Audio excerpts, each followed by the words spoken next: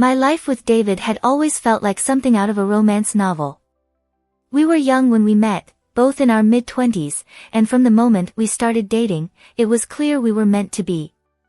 We shared everything, our dreams, our fears, even the smallest details of our day. I often thought we knew each other better than anyone else. And, for the most part, that was true. At least, I believed it was. But there was something I never shared with him, a part of me that existed before David. It was a piece of my past, a time when I was carefree and free of any obligations. Before David, there was Lucas. He was my childhood friend, the one I would spend endless hours with, laughing about trivial things and dreaming about our futures.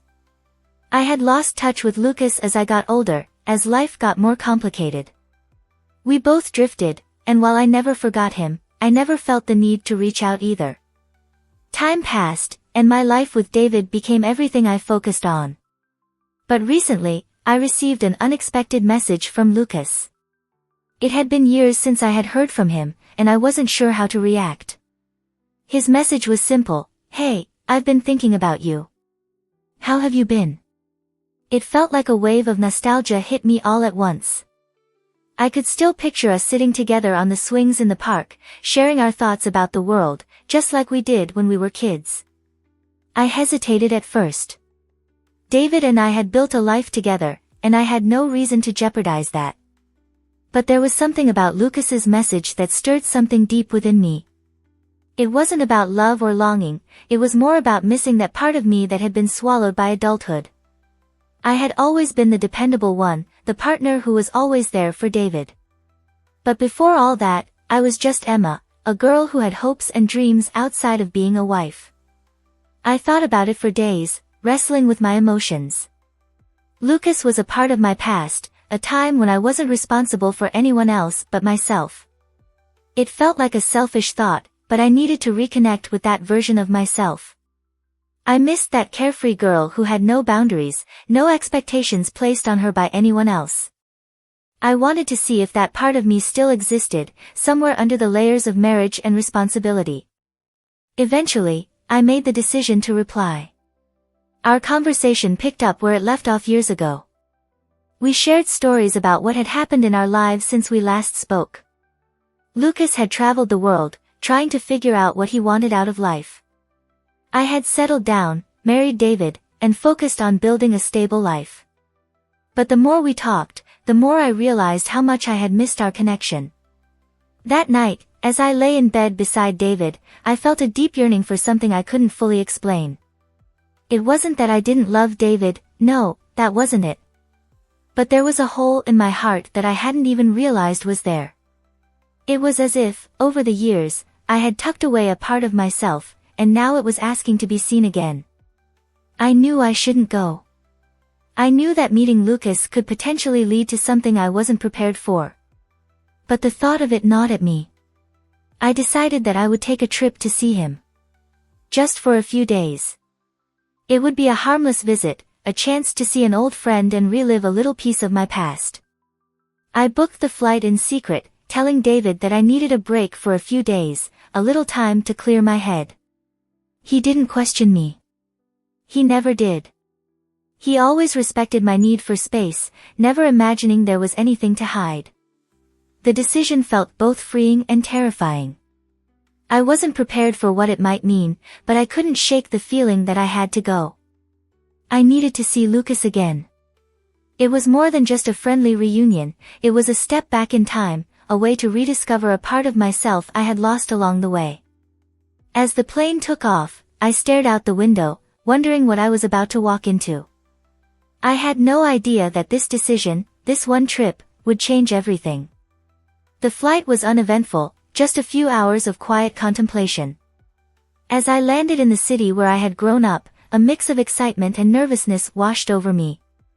I hadn't seen Lucas in years, and while I was looking forward to reconnecting, I wasn't sure how it would feel to be around him again. So much had changed since our childhood. Would the bond we once shared still be there? I texted him once I arrived at the airport, and within minutes, he responded, saying he was already on his way to pick me up. I couldn't help but smile. It felt surreal, like stepping into a different life for just a moment.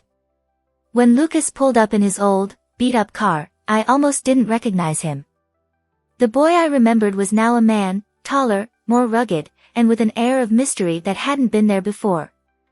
But his smile was the same. The moment I saw it, all the doubts I had about this trip faded away. It was as though we hadn't spent years apart at all. We drove to his apartment, catching up on everything that had happened in our lives since the last time we saw each other. As we talked, I realized how much I had missed the way he could make me laugh.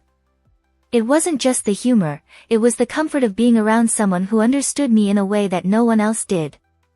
Lucas knew the girl I had been, the person who didn't have to explain herself. That version of me seemed so distant now, buried under the responsibilities of being a wife.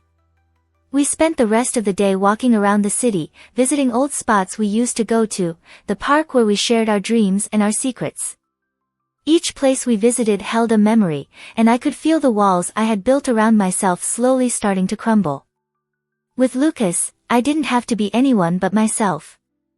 There were no expectations, no need to play the part of a perfect wife or the woman David thought I was. I could just be Emma, the girl who once believed the world was full of endless possibilities. That night, we sat in a small cafe, talking about everything and nothing. The conversation drifted from trivial things to deeper topics. We talked about our lives, the paths we had taken, and how we ended up where we were. I found myself telling Lucas things I had never shared with anyone, not even David. I spoke about the weight of being married, the pressures I didn't know how to express, and how I sometimes felt lost in the routine of it all. Lucas listened, truly listened, in a way that felt so rare. I hadn't realized how much I needed someone to hear me, to understand the struggles that I kept hidden. His presence was comforting, and for the first time in a long time, I felt seen. As the night wore on, I started to question everything. The ease with which Lucas and I connected made me realize just how much I had neglected parts of myself while being married to David.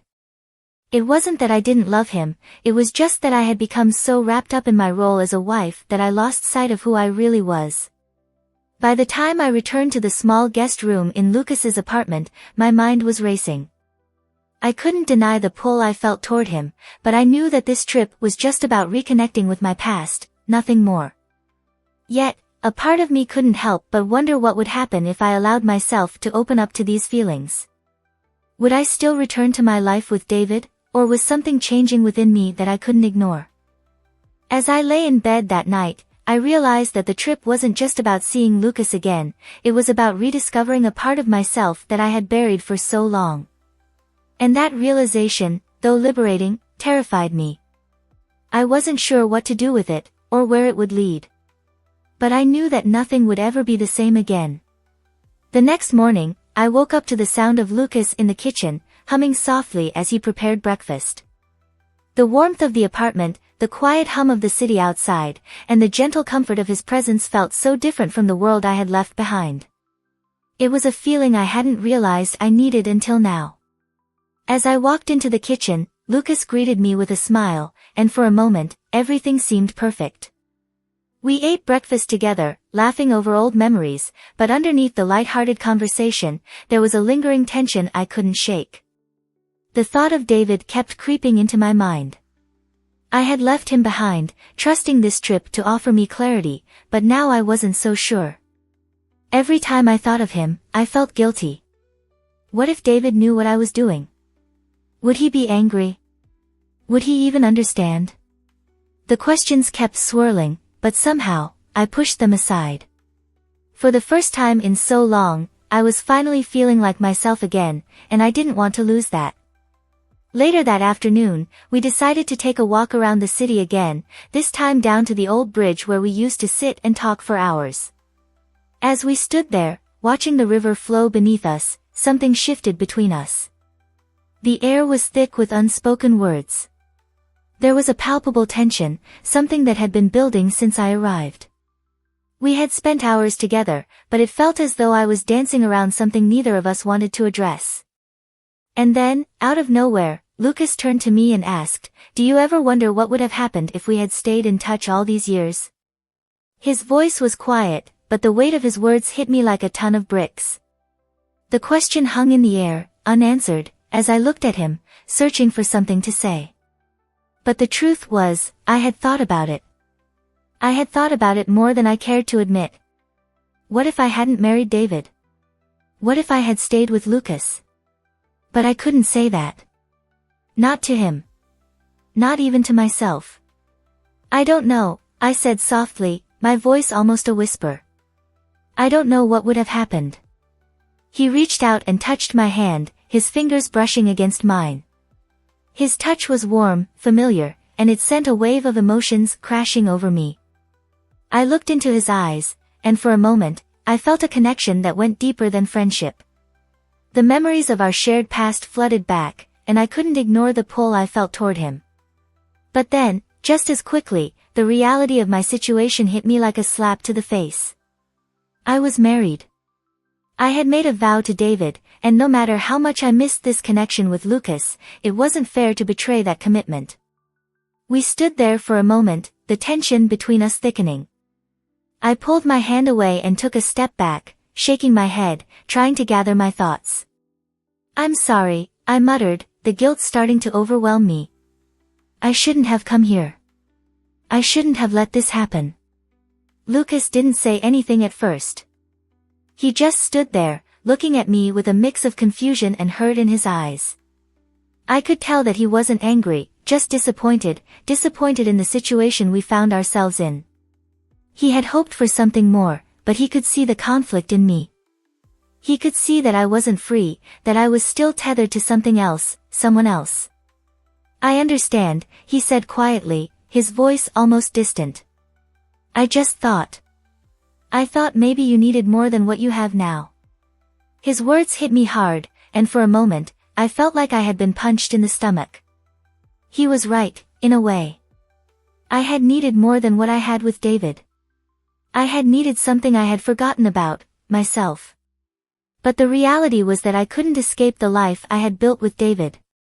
I couldn't walk away from my marriage, no matter how much it had changed, no matter how much I felt like a stranger in my own skin. I turned away, feeling the weight of my emotions dragging me down. I wasn't sure what was worse, the guilt of betraying David's trust or the regret of realizing I had been searching for something outside of my marriage, something I hadn't even known I was missing. I need to go back, I said, my voice shaky. I need to go home. Lucas didn't try to stop me. He simply nodded, understanding that this wasn't the time for us to explore anything further. As I walked away from the bridge, I realized that nothing would ever be the same again. I had crossed a line I couldn't uncross, and though I hadn't physically betrayed David, in that moment, I had betrayed everything I believed in. When I returned to the guest room, I found myself sitting on the edge of the bed, my hands trembling as I reached for my phone. I hadn't called David once since I left. I had ignored his texts, his calls, thinking that this trip was about me, about finding a piece of myself. But now, as I stared at the screen, I realized how much I had truly neglected the life I had built with him. I had to tell him everything. The flight back home felt like an eternity. My heart was heavy, and my mind raced with thoughts of what I had done, what I hadn't done, and what would come next. I hadn't spoken to David in days, hadn't replied to his messages or his calls. I knew what I had to do, but the thought of facing him, facing the truth, felt impossible. As soon as I walked through the door of our house, I was hit by the suffocating silence. Everything was as I had left it, the familiar surroundings offering no comfort. I stood there for a moment, taking it all in, knowing that nothing would ever be the same again. The door creaked open behind me, and I turned to see David standing in the doorway of the living room, his face unreadable. "You're back," he said, his voice flat, almost too calm. I opened my mouth to speak, but no words came out. I had rehearsed what I was going to say over and over in my mind, but now that the moment had come, I was paralyzed by fear. David, my voice cracked, and I felt the weight of the moment settle over me. He stepped closer, his eyes scanning my face as if searching for some sign of who I was now. "Where did you go, Emma? Why didn't you tell me? Why didn't you answer my calls? There was hurt in his voice, but beneath it, there was something colder, more distant. I went to see Lucas, I said, the words finally escaping me, though they felt foreign on my tongue. I didn't know what I was doing. I needed to figure things out, to see if I could still remember who I was before all of this, before us. David's face hardened, his jaw tightening as the silence stretched between us. So, you run off to see your childhood friend, and you don't think to tell me? You think this is some sort of joke? I didn't mean for it to happen like this, I whispered, my voice barely audible. I didn't plan it, David. I just needed space. I felt lost. And seeing him again, it made me realize so much, about myself, about us. His eyes burned with a mixture of anger and disbelief. So, that's it. You leave, and now you've figured everything out. You come back and expect everything to be the same. You don't get to do that, Emma. You don't get to just disappear and leave me in the dark. I shook my head, tears starting to form in my eyes. I never wanted to hurt you. I didn't. I didn't know how to talk to you about all the things I was feeling. I wasn't happy, David.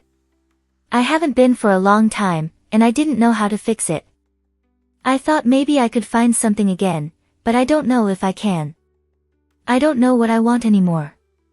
David took a step back, running his hand through his hair, as if trying to process everything. You're telling me that after everything, after all we've been through, you've just given up? I haven't given up, I said, the frustration building in my chest. I haven't. But I can't keep pretending everything's fine when I feel like I'm losing myself. I don't know what to do, David. I don't know how to fix this. There was a long pause as David stared at me, his expression shifting between anger, hurt, and something I couldn't quite place. Finally, he spoke again, his voice low but firm. I can't believe you went to him. I can't believe you put me in this position, Emma. If you think this is some sort of experiment, or whatever you want to call it, then you're wrong. I'm not experimenting with anything, I snapped, the tears finally falling. I'm just trying to figure out who I am, who I was before I lost myself. And maybe I don't know if I can stay here.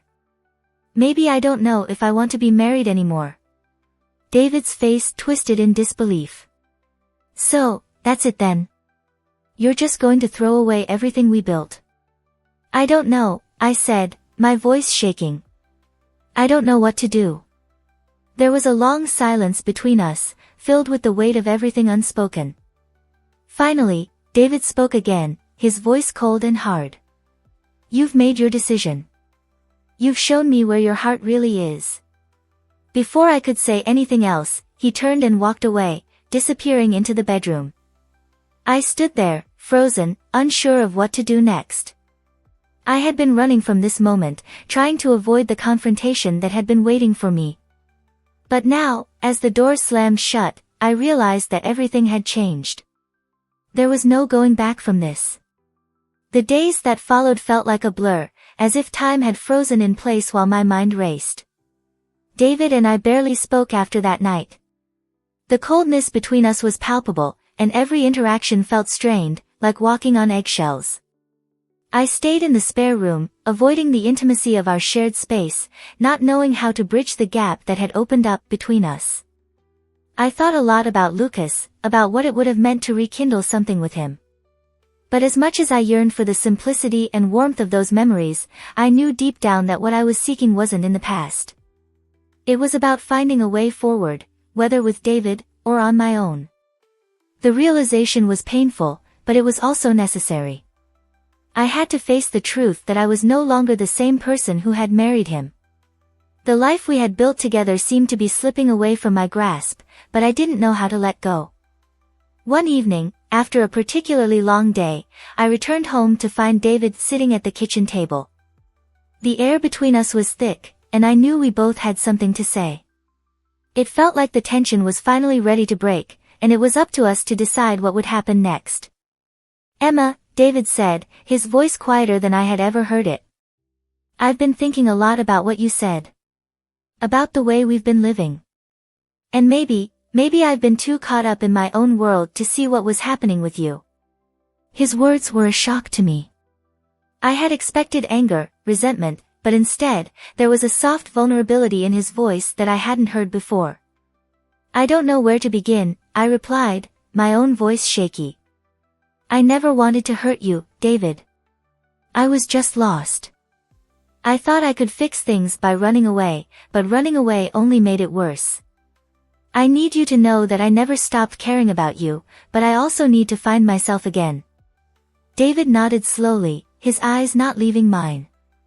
I get that now, he said quietly. I understand why you needed to go. And maybe I needed to face my own flaws too. I've been so focused on our routine, on our life, that I forgot to see you. The person you are now, not just the person you were when we got married. The room was silent for a long moment, as we both processed the weight of what had just been said. I could see the effort in David's eyes, the genuine willingness to work through the cracks that had appeared in our marriage. But I also knew that there was no going back to the way things were. We couldn't erase the time that had passed, the distance that had grown between us. I don't know what's next for us, I finally said, my voice soft. But I think we need to decide if we can move forward together. Or if we need to take separate paths. David looked at me, his expression thoughtful. I don't want to lose you, Emma. But I also don't want to hold you back. I want you to be happy. Whatever that means for you. His words hit me like a wave, and for the first time in a long time, I felt a sense of relief. The weight of the decision that had been hanging over us for days was beginning to lift. We didn't have to have all the answers right away, but we were finally talking, really talking, about what we both needed. I don't have all the answers either, I said, my voice trembling with emotion. But maybe we can start by being honest with each other. And if that means taking some time apart to figure things out, then maybe that's what we need. David stood up and walked over to me, his hand reaching for mine. For a moment, we stood there in silence, both of us lost in the enormity of the moment. Then, without saying another word, he pulled me into an embrace. It wasn't a perfect solution, but it was a start. A chance to heal, to rebuild, or to walk away with no regrets. As I stood there, in his arms, I realized that the journey wasn't over. We had come to a crossroads, but the road ahead was still unknown. All I knew was that I had taken a step toward understanding myself, and maybe, just maybe, we could rebuild something stronger together.